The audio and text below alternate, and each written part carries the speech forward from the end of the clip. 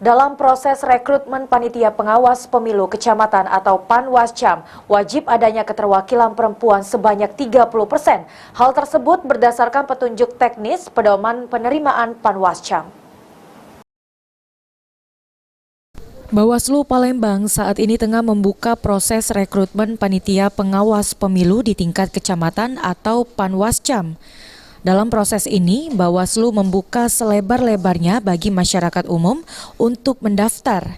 Bahkan dalam proses rekrutmen kali ini, keterwakilan perempuan wajib ada minimal 30%. Menurut Sri Mariati, salah satu komisioner Bawaslu Palembang dari bidang hukum dan datin mengungkapkan, jika nantinya dalam proses rekrutmen jumlah keterwakilan perempuan kurang dari 30%, maka pihak panitia seleksi bakal membuka kembali proses rekrutmen.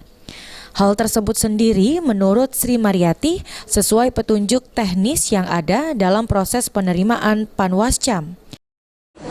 17 juga disebutkan bahwa kita harus memperhatikan keterwakilan perempuan 30%, dan di juknis pedoman penerimaan Panwascam juga itu disebutkan apabila persyaratan perempuannya itu kurang dari 30%, maka kami harus melakukan pembukaan pengumuman ulang gitu supaya tercukupi 30% keterwakilan perempuan.